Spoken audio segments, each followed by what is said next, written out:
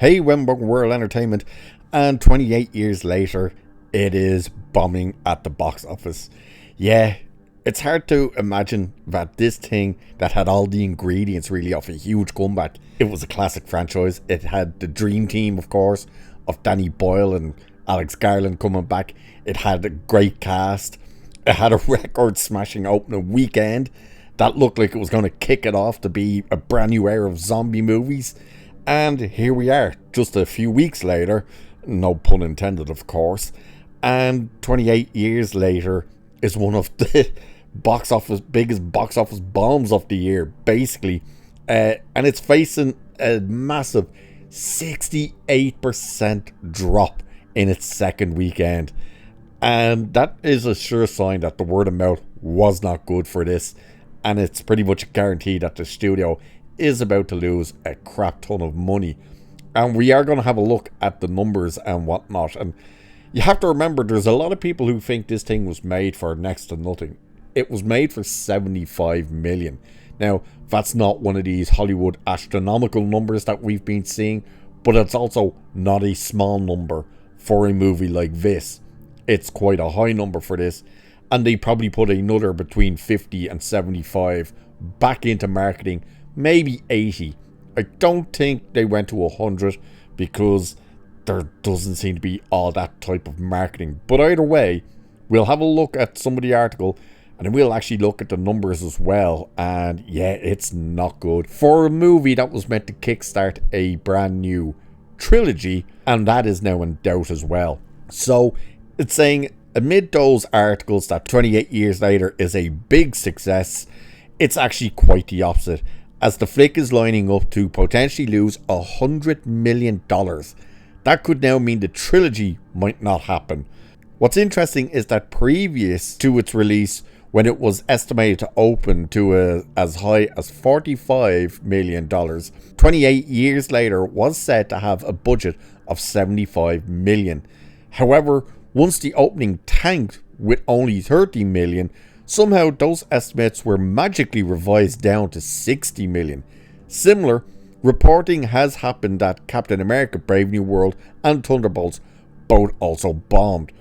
If we take that original $75 million budget, the industry standard for the break-even number is a 2.5 times, meaning 28 years later needed to bring in $225 million. But it's not coming close to that. Now, that's forgetting to add on marketing by the sounds of it. But you would say the marketing would probably be between 50 to 75, probably in that. So that 225 to start with, I think that's a bit high. I don't think it would have had to have hit that without marketing. But with marketing, it would probably have to hit in and around that. Probably more so in and around the 245 to 250 mark. But either way, it ain't doing that. So following its disappointing opening, the box office plummets in weekend 2 by 68%. Estimates have it going from 30 million opening to only 9.5 million. As of Sunday, 28 years later, will be about 50 million domestically. Internationally, it's also not doing well, opening to 30 million. Numbers for week 2 have yet to be reported, but it's safe to say they won't be good. And of course, at this stage, we do have numbers. I'm pretty sure the international numbers have been updated on this. Actually, they haven't, but at the time of this recording anyway. So domestically, it's now sitting at 50 from this day of recording. The international hasn't gone up. By the way, that dropped from 30 down to 29. So it's currently, at time of this recording anyway, it's at $80.3 million.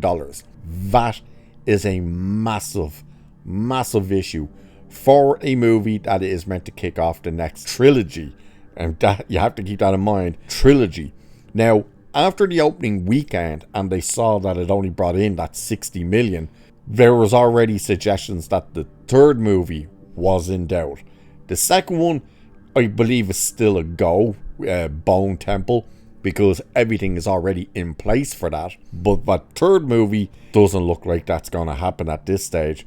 And the issue as well is if this movie is tanking and just cannot bring in the audience, what makes them think the next one is going to do that, especially given who's directing the next one, which is, of course, Nia DaCosta, who gave us the breakout movies, you know, breaking all the wrong records and stuff for bombing so hard, like Candyman reboot and, of course, The Marvels.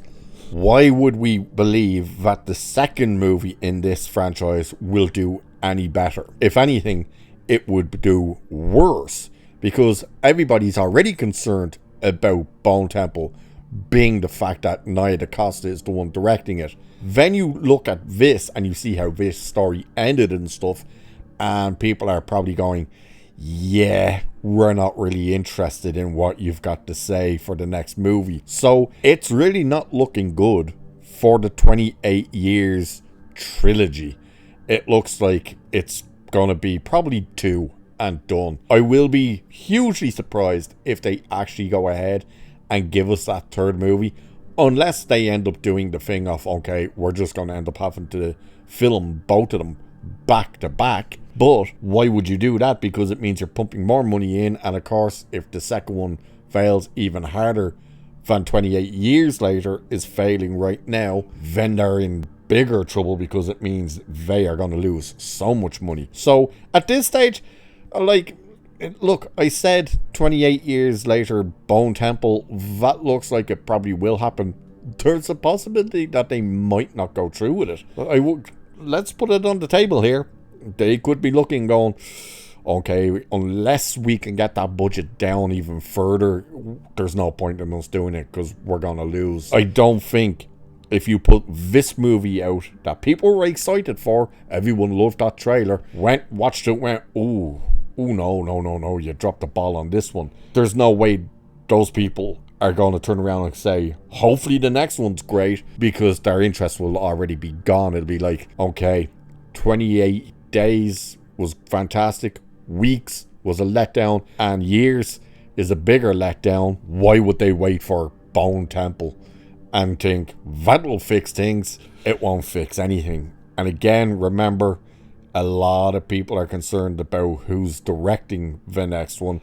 It looks like this movie is going to tank this trilogy idea, and to be honest, I don't quite think that's a bad thing, because, and this I've said many a time, and I think a lot of you agree with it, it's always the kiss of death for any movie when they tell you this one's the first of a trilogy. That always kills these movies, because people immediately go, so this one's not a complete story then.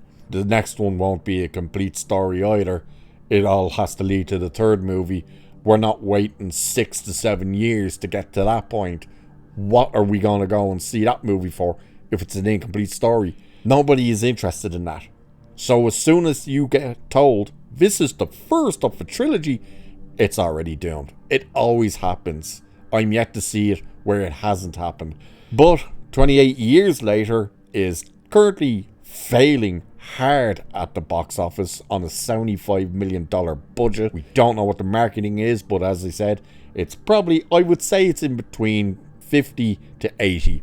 I would say it's somewhere in there. The movie has to make over 200 million. It looks like it might struggle to even hit 150. We'll wait and see, but it does look like this trilogy idea is not gonna happen. We will wait and see.